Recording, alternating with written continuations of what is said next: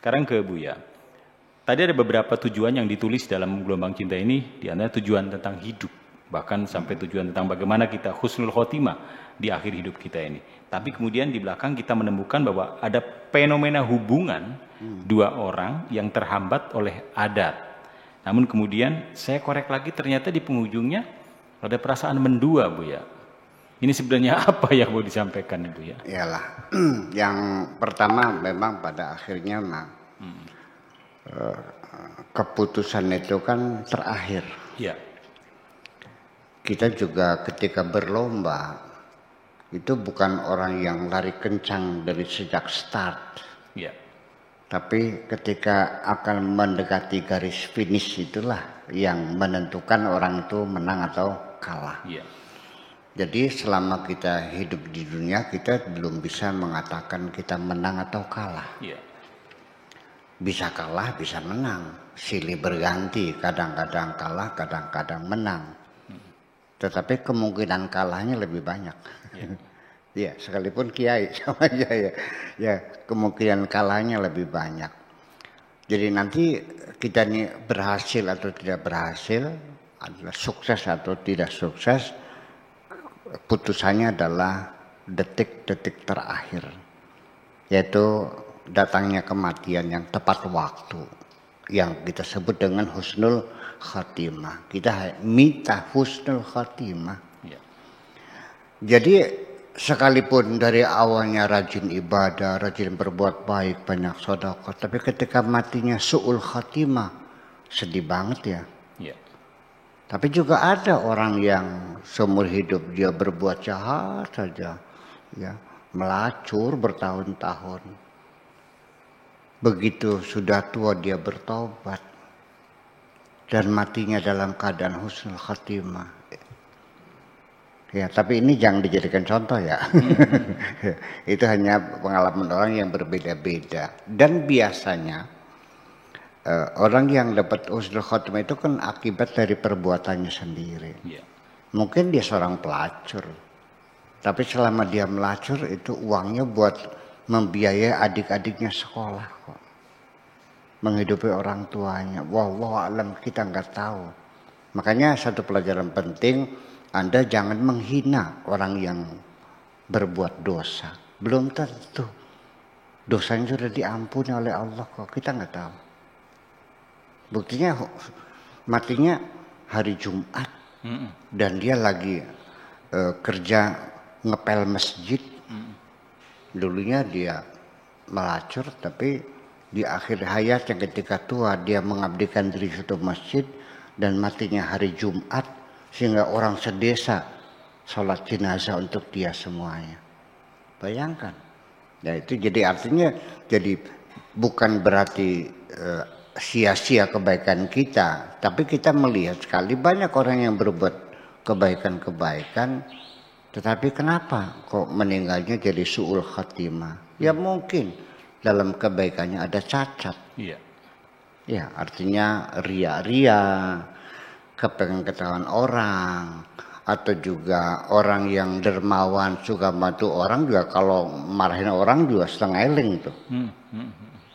Ya galak banget, ya itulah dia merasa dengan kesombongannya sebagai orang dermawan dan sebagainya, ya berbuat baik selalu bawa wartawan, dipoto cepret, dimasukkan ke koran, ya kebaikannya banyak, tapi tidak berkualitas.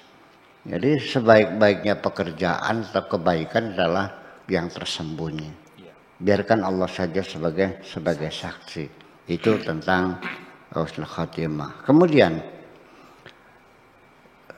dapat dipastikan ya, semua orang pasti ingin bahagia.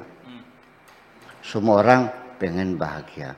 Tetapi ketika kita lihat fenomena sehari-hari, langkah mereka berbeda. Ngomongnya mencari kebahagiaan, tapi prakteknya mencari harta. Karena ada paradigma dalam pikirannya bahwa dengan uang banyak kita bisa bahagia. Semua orang berasumsi seperti itu. Di mana sih anaknya miskin? Ya anak kaya lah. Beli mobil Bisa. Naik haji bisa. Menyekolahkan anaknya bisa. Bikin rumah bisa. Kalau orang miskin bisa apa?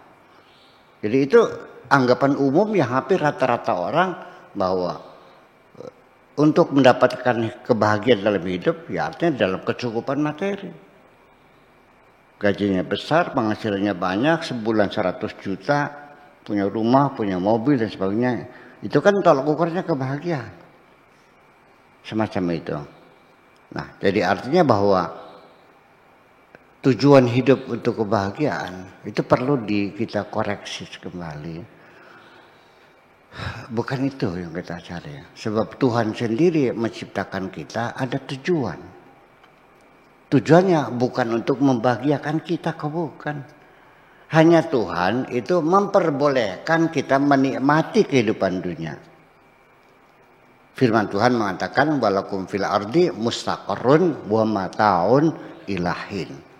Dunia, bumi ini menjadi tempat tinggalmu yang sementara dan engkau boleh mendapatkan sedikit kesenangan tapi sebentar, ilahin, enggak lama. Jadi apa tujuan hidup sebetulnya? Adalah pengabdian kepada Tuhan. Itu tujuan hidup kita. Jadi artinya yuk kita bertujuan sama dengan tujuan Tuhan, yaitu wa ma khalaqtul jinna wal insa illa liya'budun.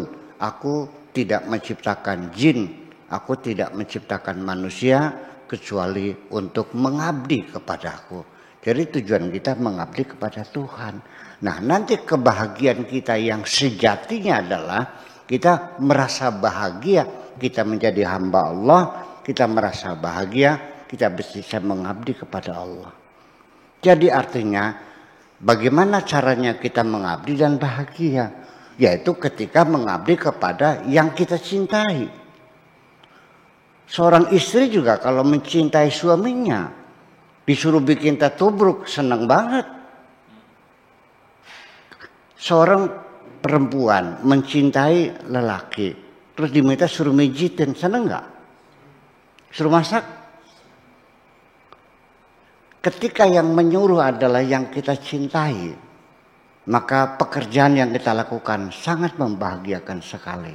Itulah yang saya maksudkan, bagaimana caranya kita merasa bahagia dalam mengabdi kepada Allah. Tentu adalah pertama-tama apakah engkau mencintai Tuhanmu atau tidak. Ketika engkau mencintai, maka semua pengabdianmu adalah merupakan puncak-puncak kebahagiaan.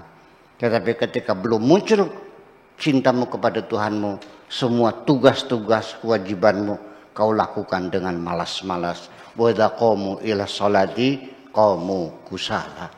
Ketika mereka melakukan salat, dilakukan juga tapi dengan malas dan terasa berat sekali. Terima kasih. Ya, terima kasih. Mengabdi dengan cinta kepada Allah, itulah puncak kebahagiaan.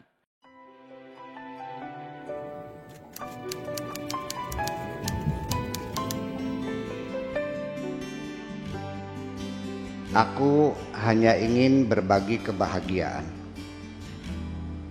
dan tidak menggurui siapapun. Terlalu sulit bagiku untuk menyalahkan siapapun. Akan tetapi apabila ada orang yang ingin mengisi raporku, tentu aku sangat gembira sekali. Dan kujamin aku tidak akan sakit hati sedikit.